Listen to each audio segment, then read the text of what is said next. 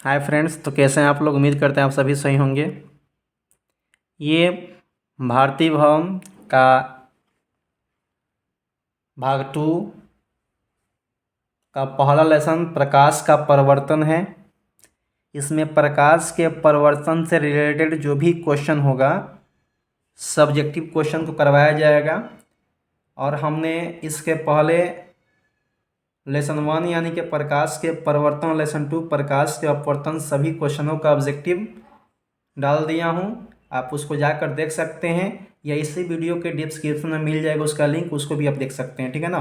आपका एग्ज़ाम उस वीडियो के माध्यम से और आसान हो जाएगा। आप हमारे साथ जुड़े रहें, हमारे चैनल को सब्सक्राइब कर लेंगे और बेल आइकन को दबा देंगे ताकि क्या हो, जो भी नया अपडेट्स हो सबसे पहले आप तक पहुँचे। क्योंकि आपका तैयारी बेहतर करने के लिए यह हमारी मेहनत आपके लिए जारी है।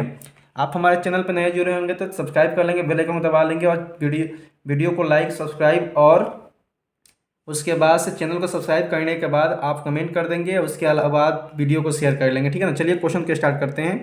इसमें प्रकाश का परिवर्तन पढ़ना है। क्या पढ़ना है? प्रकाश का परिवर्तन। सारा ऑब्जेक्टिव क्वेश्चन मिलेगा। चलिए यहाँ पर देखिए, यहाँ पर ध्यान दीजिएगा। रिफ्लेक्शन ऑफ लाइट, प्रकाश का परिवर्तन के इंग्लिश क्या होता है? Reflection of light. ठीक है ना।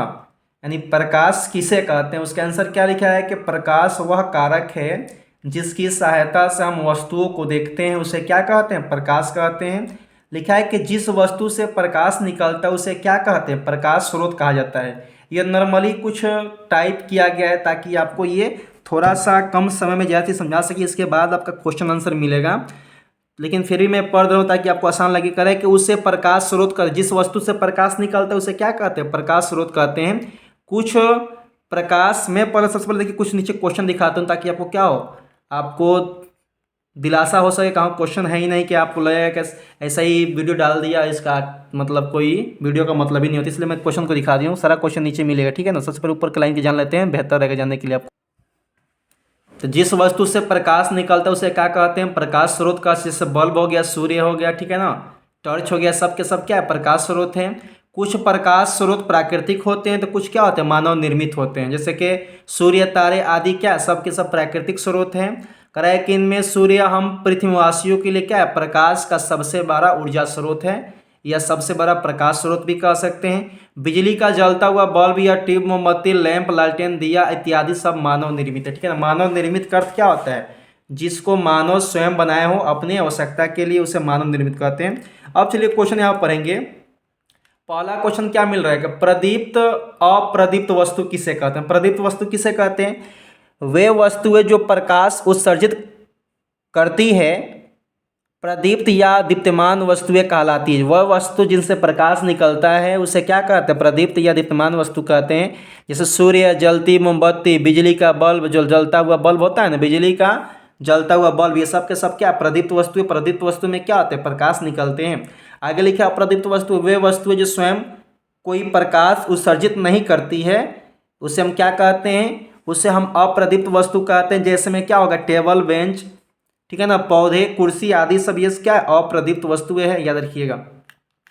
अब अगला क्वेश्चन है कि प्रकाश का परिकीर्णन किसे कहते हैं? तो लिखा है कि जब प्रकाश सूक्ष्म कणों पे पड़ता है तो वे कण उन पर पड़ने वाले प्रकाश की कुछ ऊर्जा को क्या करता है? अवशोषित कर फिर उसे चारों तरफ विकसित, यानी देखिए विकसित मतलब होता है क्या करना? उसे चारों तरफ फैला देना। ठीक है ना। विकसित करने में क्या है? यहाँ पर लिखा है विकसित, यानी विकृत होता है, उसे चारों तरफ फैलाना। इस प्रक्रिया का क्या कहते हैं? प्रकाश का परिकीर्णन कहते हैं। यानी जब भी प्रकाश किसी कण पर पड़ता है तो वो अपने अंदर क्या करता है? प्रकाश को सोख कर क्या करता है? यानी कि उसे अपने आप तो अवशोषित करता है, सोखने के बाद उसके चारों तरफ फैलाता है, उसी को प्रकाश का परिकीर्णन कहते हैं। आगे क्वेश्चन है क्या? प्रकाश की किरणें किसे कहते हैं? किसी भी प्रदीप्त पदार्थ जैसा कि मोमबत्ती की लौ या बिजली का जलता हुआ बल्ब से प्रकाश सरल रेखा में सभी दिशाओं में जाता है। कह रहा है कि एक सरल रेखा पर चलने वाले प्रकाश को प्रकाश का क्या कहते हैं? किरण पुंज का। याद रखिए, सरल रेखा पर जो प्रकाश चलता है ना, उनके किरण को क्या कहते हैं? कि प्रकाश के किरण पुंज कहते हैं या प्रकाश की किरणें कहते हैं। अब प्रकाश का किरण पुंज को मुख्यतः 3 भागों में बांटा गया है। अपसारी किरण पुंज, समांतर किरण पुंज और अभिसारी। याद रखिएगा, अपसारी, समांतर, अभिसारी। पहला के आंसर देखते हैं। पहला क्या कर रहा है कि अपसारी किरण पुंज किसे कहते हैं? तो अपसारी किरण पुंज में प्रकाश की किरणें एक बिंदु से निकल कर क्या होता है, फैलती चली जाती है। याद रखिए अपसारी में क्या होता है, अपसारी में एक बिंदु से प्रकाश निकल कर फैलता चला जाएगा। मैं अभी इसका नीचे आपको दिखाऊंगा फोटो, उसमें समझ जाइएगा अपसारी क्या होता है। अपसारी में क्या होता है, प्रकाश एक बिंदु स्रोत से निकलकर वो फैलते चला जाए, उसे क्या कहते हैं, अपसारी कहते हैं। समांतर में क्या होता है, समांतर किरणों में, किरण पुंज में प्रकाश जो होते हैं कराए के समांतर रेखा में चलते हैं। समांतर मतलब एक दूसरे के बराबर। तीसरा देखिए यहाँ पे, तीसरा अभिसारी कराए के अपसारी किरण पुंज में जब प्रकाश की किरणें एक बिंदु के आकार पर मिलती है या मिलती है, यानी देखिए वहाँ पर, देखिए वहाँ पर कुछ गलत हो गया, ठीक है ना, वहाँ पर अपसारी रहेगा वो वहाँ पे अपसारी रहेगा, ठीक है। यहाँ पे अभिसारी लिखा होना चाहिए, यहाँ पे जो अपसारी लिखा है ना, यहाँ पे आपका क्या होना चाहिए, अपसारी। याद रखिए जो मैं जहाँ लाइनिंग कर रहा हूँ ना, ये थोड़ा गलत टाइप हो गया, यहाँ पे क्या होना चाहिए, अभिसारी। याद रखिएगा अभिसारी क्या होता है, प्रकाश की किरणें एक बिंदु स्रोत से आते हुए मिलती हुई प्रतीत होती है, जिसमें एक बिंदु स्रोत से निकलता है उसे क्या कहते हैं, अपसारी कहते हैं, ठीक है ना। अभिसारी प्रकाश की किरणें आकर एक बिंदु पर मिलते उसे क्या कहते हैं, अभिसारी कहते हैं। एक बिंदु स्रोत से निकलती हुई चलिए उसे क्या कहते हैं, उसे हम अपसारी कहते हैं, ठीक है ना। आगे चलेंगे, अगला क्वेश्चन देखिए फोटो यहाँ पे देखिएगा, आपको फोटो में मैं यहाँ पे दिखा देना चाहता हूँ कि इसमें होता क्या है। देखिए यहाँ पे दिख रहा है आपको, यहाँ पे ये आपका क्या है, एक बिंदु स्रोत है, क्या वो एक बिंदु स्रोत है। यानी यहाँ से क्या होता है, यहाँ से देखिए प्रकाश यहाँ निकलते चला जा रहा है, दिख रहा है चारों तरफ, ये प्रकाश जा रहा है। जब एक बिंदु स्रोत से प्रकाश जाएगा ना फैलता हुआ, यानी एक बिंदु स्रोत से निकलकर प्रकाश फैलता हुआ चला जाएगा, उसे क्या कहते हैं, अपसारी किरण पुंज कहते हैं। और समानांतर सबसे सिंपल है, इसमें क्या होता है, प्रकाश जो होते हैं एक दूसरे के समानांतर जाते हैं, इसे समानांतर किरण पुंज कहते हैं। और यहाँ पर देखिए क्या हो रहा है कि यहाँ पे एरो का जो चिन्ह है नीचे की तरफ आ रहा है, इसका मतलब ये होता है कि प्रकाश के जो किरण होते हैं वो क्या करते हैं, एक बिंदु पे आके मिलते हैं। याद रखिए जिसका प्रकाश एक बिंदु पर आकर मिले उसे क्या कहते हैं, अभिसारी कहते हैं। और जिसका प्रकाश एक बिंदु से फैलता हुआ चला जाए, दूर फैलेगा वो जाएगा तो क्या होगा, फैलेगा, फैलता हुआ चला जाए, उसे क्या कहते हैं, अपसारी कहते हैं। अपसारी में क्या होता है, अपसारी किरण पुंज फैलते हुए चले जाते हैं। और अभिसारी क्या होते हैं, एक बिंदु पर आकर प्रकाश मिलते हैं या मिलते हुई प्रतीत भी कर सकते हैं। तो ये जो था हमारा क्या था, ये जो था हमारा उसका सब डायग्राम था। अब चलेंगे यहाँ पे पारदर्शी, पारभासी, अपारदर्शी किसे कहते हैं। तो देखिए पारदर्शी का अर्थ होता है क्या, जिससे वस्तु, जिससे प्रकाश आर पार जा सके। लिखा वे पदार्थ जिनसे होकर प्रकाश आसानी से पार कर जाता है उसे पारदर्शी का, जैसे हवा, पानी, कांच से क्या होता है, प्रकाश आसानी से पार होता है। अपारदर्शी में क्या होता है कि वे, सॉरी पारभासी में वे पदार्थ जो उस पर पड़ने वाले प्रकाश के एक छोटे से भाग को ही अपने से होकर जाने देते हैं उसे क्या कहते हैं, परभासी पदार्थ कहते हैं। जैसे में क्या हो गया यहाँ पे, जैसे में यहाँ पे क्या हो गया, जैसे में हो गया आपका क्या चीज़ बाबू, बैलून का रबर, दूध, घना धुआं, कुहासा या तेल लगा कागज भी हो सकता है क्या, परभासी में। ये अपने से होकर एक बिंदु प्रकाश जाने देते हैं। अब क्या लिखा है यहाँ पे, अपारदर्शी, तो वे पदार्थ जो प्रकाश को अपने से होकर नहीं जाने देते उसे क्या कहते हैं, अपारदर्शी पदार्थ कहते हैं। जैसे लोहा, पत्थर, लकड़ी, ठीक है ना, अलकतरा का जो होता है वो सब नहीं जान देते हैं। अब लिखा है प्रकाश का परिवर्तन। देखिए ये वीवीआई क्वेश्चन है, प्रकाश के परिवर्तन से आप क्या समझते हैं। ये बहुत वीवीआई क्वेश्चन एग्जाम में आते रहते हैं, या आपके जो भी सेशन में एग्जाम हुआ उससे मिला भी सकते हैं कि प्रकाश के परिवर्तन से क्या समझते हैं, उसका डायग्राम बताइए। तो लिखा है यहाँ पे, जब सॉरी प्रकाश के किसी वस्तु से टकरा कर लौटने को प्रकाश का क्या कहते हैं, परिवर्तन। एग्जाम्पल फॉर मैं आपको बता दूं कि आप यहाँ पे देख सकते हैं कि ये मान लीजिए एक प्रकार के क्या रेखा है, क्या जी, रेखा, यानी ऊपर से प्रकाश आया और टकरा कर कहाँ चला गया। यानी मान लीजिए देखिए यहाँ पे एरो का चिन्ह कर दे रहे हैं, इससे साबित होकर प्रकाश ऊपर से आया और देखिए जिस माध्यम से आया उसी माध्यम में लौट कर चला। वही लिखा है यहाँ पे कि प्रकाश के किसी वस्तु से टकरा कर, देखिए ये प्रकाश आया और नीचे देखिए यहाँ पे एगो कुछ वस्तु रखा गया जिसके नीचे पेंटिंग कर दिया गया। यहाँ पे करा, यहाँ पे आया और यहाँ से क्या हुआ, यहाँ से टकरा कर क्या हुआ, वापस चला जा रहा है। तो इसी को क्या कहते हैं, हम प्रकाश का परिवर्तन कहते हैं। क्या कहते हैं बाबू, प्रकाश का परिवर्तन कहते हैं, ठीक है ना। आप इसको बेहतर से नोट तैयार कर लीजिएगा और बेहतर से इसको एग्जाम के लिए तैयारी करते रहिएगा, ठीक है।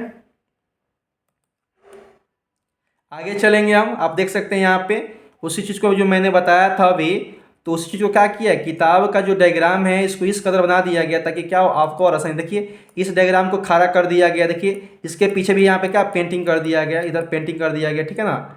ये दोनों डायग्राम में दिख रहा है, पीछे की तरफ पेंटिंग कर गया है ताकि क्या हो, प्रकाश आए, परिवर्तक सतह करते हैं। देखिए देखिए लिखा है परिवर्तक सतह। परिवर्तक सतह का अर्थ ये होता है कि प्रकाश का जो परिवर्तन होगा यानी कि कहाँ से होगा, इस साइड से प्रकाश आएगा फिर लौट के चला जाएगा, ठीक है ना। ये हमारा आपतित किरण है और ये जो हमारा क्या है, यहाँ से जो प्रकाश जाएगा ऊपर की तरफ, तो ऊपर की तरफ जाएगा तो उसे क्या कहेंगे, परावर्तित किरण, ठीक है ना।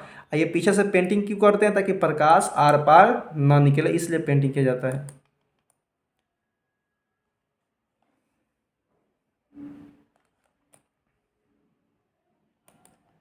आगे चलते हैं। अब लिखा है प्रकाश का परावर्तन के नियम, ठीक है ना।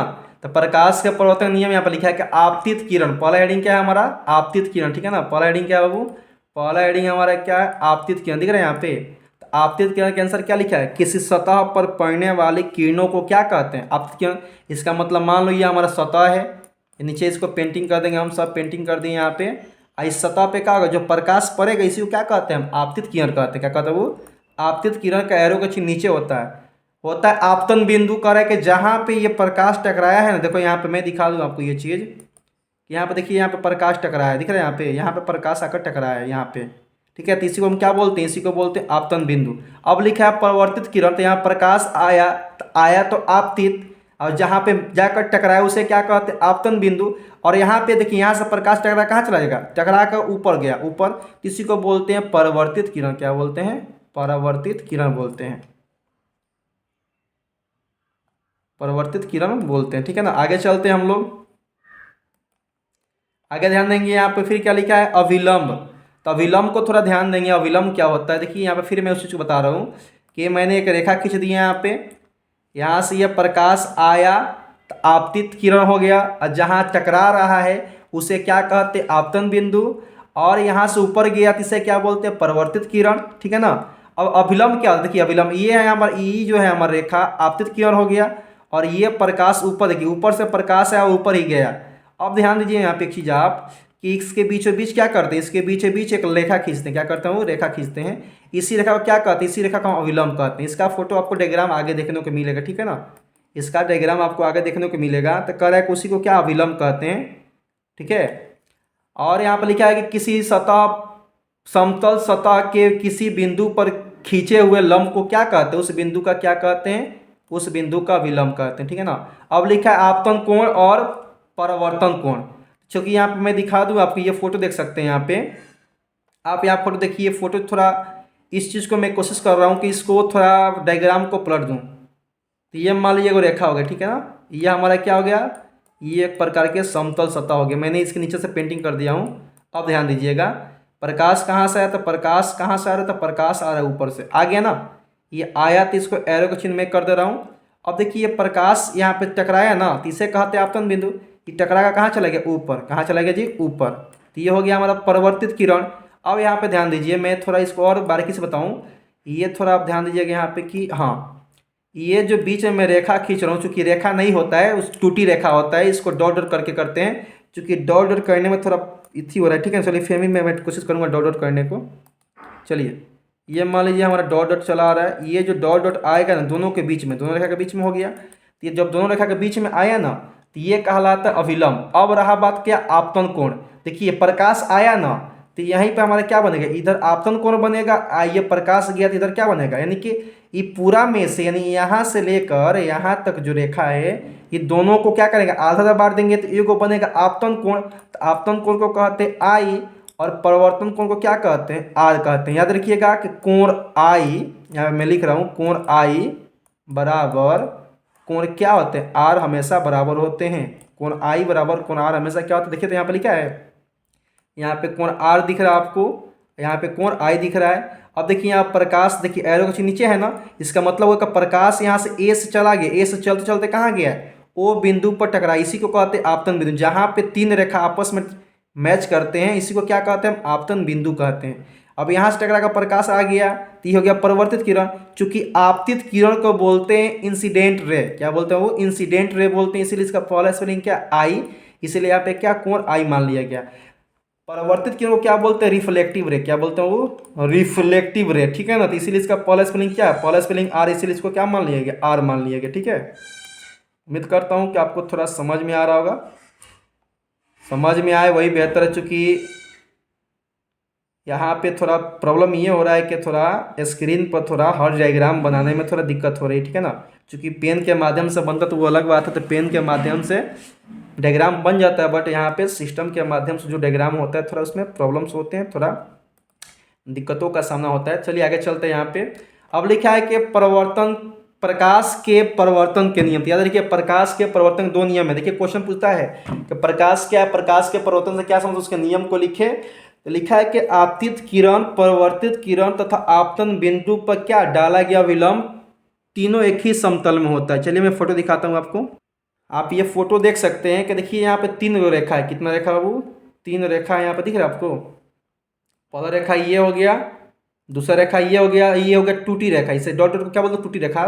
तो तीनों जो रेखा है कहाँ है, एक ही तल में ना है, तो यही तो कर रहा है, तीनों एक ही तल में होते हैं, वो नियम कह रहा है। और दूसरा कहता है कि आपतन कोण परिवर्तन की, आई जो है ना, आई को आपतन कोण बोलते हैं, आर को क्या बोलते हैं, परिवर्तन कोण। आपस में क्या होते हैं, आपस में बराबर होते हैं। तो वही ना बोले थे मैंने अभी ऊपर बताया था मैं कि आई कोण आई बराबर क्या होता है, कोण आई बराबर होता है कोण आर, यानी आई आर हमेशा आपस में बराबर होते हैं। चूंकि मैं चाहता हूं कि जितना शॉर्ट में आप समझ उतना बेहतर है, चूंकि लॉन्ग वीडियो डालने से कोई फायदा है नहीं, शॉर्ट में समझे, हर काम आसान वाला अच्छा लगता है, ठीक है ना। आगे चलेंगे। यहाँ पे अब लिखा है कि समतल दर्पण पर लंबवत पड़ने वाली प्रकाश किरणें। तो लिखा है कि समतल दर्पण पर लंबवत पड़ने वाली प्रकाश किरणें परिवर्तन के बाद उसी पथ पे क्या, तो आप समझ लीजिए, मैं यहाँ पे आप बना रहा हूँ एक फोटो देख लीजिएगा। मान लीजिए एक प्रकार की ये दर्पण है, ठीक है ना। ये जो रेड ग्रीन कलर दिख रहा है आपको, ये मैंने इसके नीचे से पेंटिंग कर दिया, मोटा मोटी पेंटिंग कर दिया मैंने।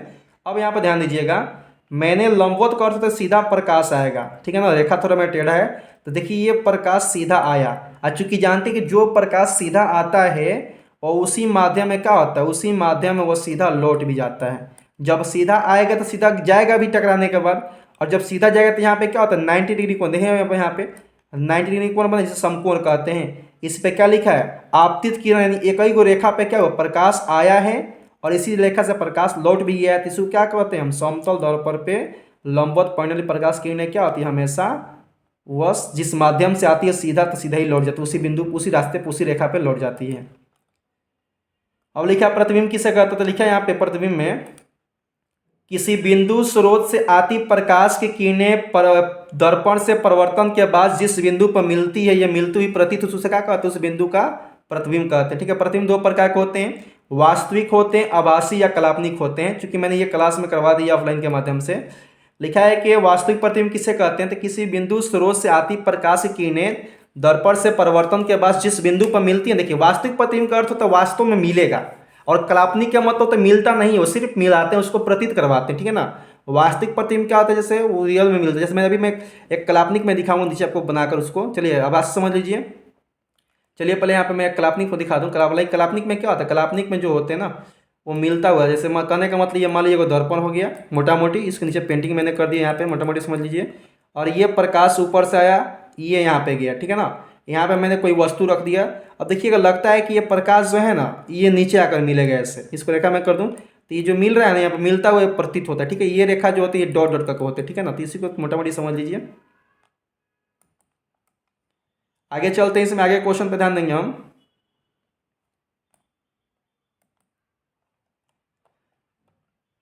लिखा है समतल दर्पण बने प्रतिबिंब की विशेषता होता है। लिखा है कि समतल दर्पण बने प्रतिबिंब की विशेषता क्या निम्नलिखित है। निम्नलिखित लिखा है ताकि एग्जाम में क्या एक लाइन बढ़ जाए। लिखा है कि प्रतिबिंब दर्पण के पीछे बनता है, प्रतिबिंब का आकार वस्तु के आकार के बराबर होता है, प्रतिबिंब वस्तु की अपेक्षा सीधा बनता है, और प्रतिबिंब पार्श्विक रूप से उल्टा। जो प्रतिबिंब बनता है ना मतलब आपके अकॉर्डिंग क्या होता है, वो प्रतिबिंब उल्टा होता है, ठीक है ना। आपने जब मिरर में देखिएगा ध्यान से, आपने कभी ध्यान से देखा नहीं होगा, वही चीज़ बता रहे हैं। 5 नंबर लिखा है यहाँ पे कि प्रतिबिंब आभासी होता है, इसे हम पर्दे पर नहीं प्राप्त कर सकते हैं। 6 नंबर लिखा है प्रतिबिंब दर्पण से उतना ही पीछे बनता है जितना दर्पण से वस्तु का होता है। जितना कहने का मतलब मान लीजिए शीशा हो गया समतल दर्पण, तो आप दर्पण से जितना पीछे रहिएगा ना, मतलब जितना दूर पे आप रहिएगा शीशा से दूरी पर, उतना ही दूरी पे क्या बनेगा उसका, आपका जो आप ही ना खड़े था आपका फोटो बनेगा।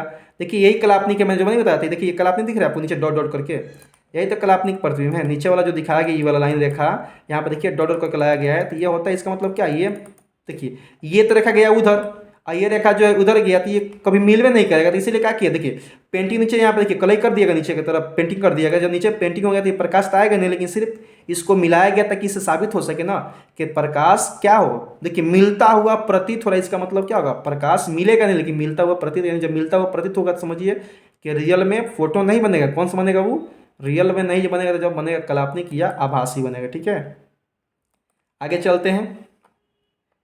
गोलीय दर्पण किसे कहते हैं, तो गोलीय दर्पण उस दर्पण को कहते हैं जिसकी परावर्तक सतह क्या तक किसी खोखले गोले का एक भाग। देखिए यहाँ पे गोली दर्पण देख सकते हैं, गोलीय दर्पण दिख रहा है, गोला जो होता है उसी को क्या बोलते हैं, गोली दर्पण। अब देखिए यहाँ पे इधर भी पेंटिंग यहाँ पे दिखाया गया आपको कि यहाँ पे देखिए यहाँ पे पेंटिंग कर दी, जैसे कलई मन होता है पेंटिंग करना, इधर भी कर दिया गया और इधर भी, एक बाहर से किया गया एक अंदर से किया गया। गोलीय दर्पण को काट कर ही दो तरह के दर्पण बनाते हैं, एक होता है क्या चीज, अवतल दर्पण, एक होता है क्या चीज, उत्तल दर्पण। याद रखिएगा, जिस दर्पण में, ठीक है, जिस दर्पण में पेंटिंग कलई बाहर के तरफ से किया गया होता है उसे हम क्या कहते हैं, अवतल दर्पण। और जिस दर्पण में पेंटिंग अंदर की तरफ से किया उसे क्या कहते हैं, उत्तल दर्पण। यानी कह सकते हैं, देखिए पेंटिंग इधर से है ना, जब इधर से पेंटिंग इधर से प्रकाश का रिफ्लेक्शन, तो प्रकाश का परिवर्तन तो होगा ही नहीं ना। तो जिसमें प्रकाश का परिवर्तन अ से अवतल, देखिए अ से अवतल और अ से अंदर, जिसमें प्रकाश, देखिए बाहर से तो पेंटिंग होता है, बाहर से प्रकाश का परिवर्तन तो होगा नहीं, जिसमें प्रकाश का परिवर्तन अंदर से होगा तो अ से अवतल और अ से अंदर, तो उसे अवतल दर्पण कहेंगे। और जिसमें प्रकाश का परिवर्तन, ये देखिए उभरा, देखिए ये अंदर से पेंटिंग, तो अंदर से जब पेंटिंग तो अंदर से प्रकाश का परिवर्तन तो होगा नहीं, तो जिसमें प्रकाश का परिवर्तन उ से उत्तल और उ से होता है उभरा हुआ भाग, देखिए वो भाग उभरा हुआ है ना, तो उभरा हुआ भाग के तरफ से उसे कहते हैं उत्तल, जिसमें प्रकाश का परिवर्तन अंदर से उसे क्या कहते हैं, अवतल कहते हैं। आगे यहाँ पर ध्यान दीजिए, आगे थोड़ा कुछ इसमें बता दिया जाए। अब देखिए यहाँ पे क्या लिखा है, यहाँ पे देखिए बहुत सारी चीज़ लिखे हैं, ये पेंटिंग हो गया ना। अब देखिए यहाँ पे लिख दिया है क्या चीज़, ये हो गया वक्रता त्रिज्य। देखिए यहाँ से लेकर, मैं लाइन पढ़ रहा हूँ, देखिए लाइन में जो भी मैं खींच रहा हूँ उसको ध्यान दीजिएगा।